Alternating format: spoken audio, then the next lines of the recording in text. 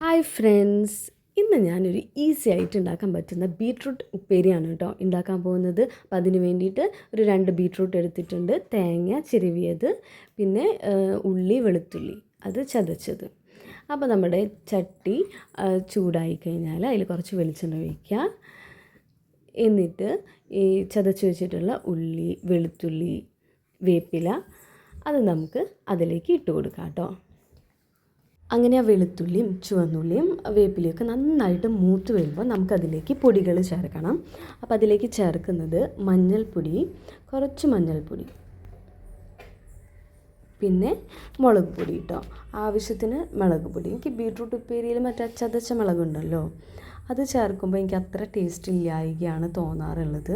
അപ്പോൾ ഞാൻ കൂടുതലും മുളക് പൊടിയാണ് ഈ ഒരു ബീട്രൂട്ട് കറിക്ക് ഞാൻ ചൂസ് ചെയ്യാറുള്ളത്. അപ്പോൾ ഇടിച്ച മുളകിനേക്കാളും മുളക് പൊടി ചേർക്കുന്നതായിരിക്കും കൂടുതൽ ടേസ്റ്റ് ബീട്രൂട്ട് കറിക്ക്. അതിനുശേഷം ഈ മുളകൊക്കെ നന്നായിട്ട് മൂത്ത് കഴിഞ്ഞാൽ നമ്മൾ ചേർക്കേണ്ടത് ചിരവി വെച്ചിട്ടുള്ള നാളികേരമാണ് കേട്ടോ. ആ നാളികേരം ചേർത്തിട്ട് നന്നായിട്ട് ഇളക്കി കൊടുത്തിട്ട് ആ നാളികേരം നല്ല ഫ്രൈ ആയിട്ട് വരണേ അതുവരെ നമ്മൾ ഇളക്കി കൊടുക്കണം കേട്ടോ.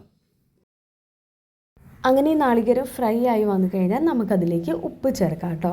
ഉപ്പ് ചേർത്തിട്ട് നന്നായിട്ട് ഇളക്കി കൊടുക്കണം. അതിനുശേഷം നമുക്ക് അരിഞ്ഞു വെച്ചിട്ടുള്ള നമ്മുടെ ബീട്രൂട്ട് അതിലേക്ക് ഇട്ട് കൊടുക്കണം. ഇനി ഈ ബീട്രൂട്ടിലോട്ട് കുറച്ച് വെള്ളം ചേർക്കണം കേട്ടോ. അത് നമ്മൾ അടച്ചു വെച്ചിട്ട് വേണം വേവിക്കാനായിട്ട്. അപ്പോൾ അത് അടിയിൽ പിടിക്കാണ്ടിരിക്കാൻ വേണ്ടിയിട്ടാണ് കേട്ടോ കുറച്ച് വെള്ളം ചേർത്തിട്ടുള്ളത്. എന്നിട്ട് നന്നായിട്ട് ഇളക്കിയിട്ട് നമുക്ക് അത് കുറച്ച് സമയം അടച്ചു വെച്ചിട്ട് വേവിച്ചെടുക്കാം. ഒരു 10-15 മിനിറ്റ് നമ്മളിങ്ങനെ അടച്ചു വെച്ചിട്ട് വേവിക്കണം കേട്ടോ. ഇടയ്ക്ക് തുറന്ന് ഇളക്കി കൊടുക്കണം, അല്ലെങ്കിൽ അടിയിൽ പിടിക്കും. അപ്പോൾ ഇത്രയേ ഉള്ളൂ, വളരെ ഈസിയാണ് കേട്ടോ ഈ ബീട്രൂട്ട് ഉപ്പേരി ഉണ്ടാക്കാൻ. അപ്പോൾ എല്ലാവരും ട്രൈ ചെയ്ത് നോക്കുക. ഇഷ്ടമായി ലൈക്ക് ചെയ്യുക, ഷെയർ ചെയ്യുക, കമൻറ്റ് ചെയ്യുക. ബൈ.